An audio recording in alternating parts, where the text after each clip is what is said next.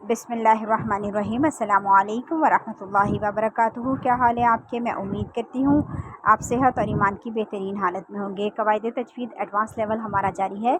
आज lesson number 46 को पढ़ेंगे। गुन्ना का बयान हम पढ़ेंगे। गुन्ना का बयान।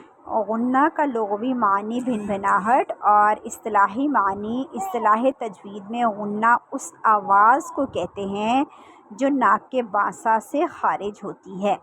अब नाक का बांसा यानी कि नाक में से जो बांसा, नाक के बांसा से जो आवाज़ खारिज होती है, ठीक है, वो हमारा गुन्ना होता है। ठीक है।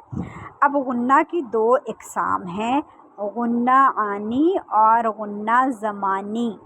ठीक है, गुन्ना आनी और गुन्ना ज़मानी, आपने इसको याद रखना है, गुन्ना आनी और गुन्ना ज़मानी। ठीक है। अब सबसे पहले है हमारे पास गुन्ना आनी। ठीक है, अब गुन्ना आनी को देख लेते हैं।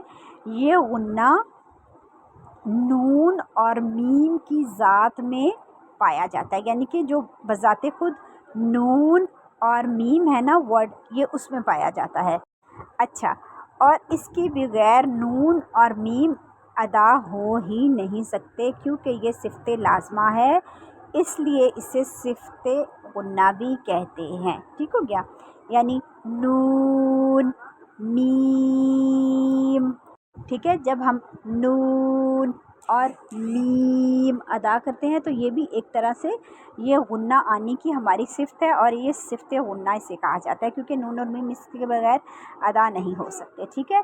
अब गुन्ना आनी की मक़दार क्या है, यानी कि जितनी देर में हम मीम और नून अदा करते हैं उतनी देर में ये इसकी मक़दार है। ठीक है, जैसे नून मीम, देखिए ये 3 हरफी हरूफ है ना, तो ये 3 अलिफ के बराबर इनकी मक़दार है। ठीक है, मीम या मीम और नून वाओ नून। ठीक है।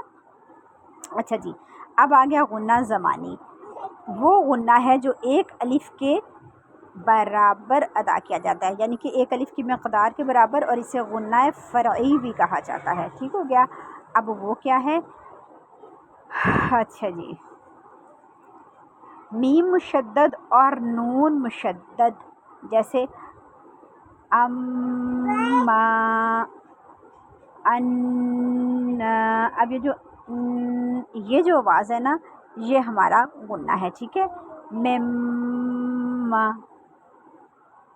ठीक है, और गुन्ना ये भी हमारा, ये एक अलिफ के बराबर हमने इसको अदा करना है, और ये गुन्ना वाजिब है, इसकी मक़दार एक अलिफ के बराबर है। ठीक हो गया।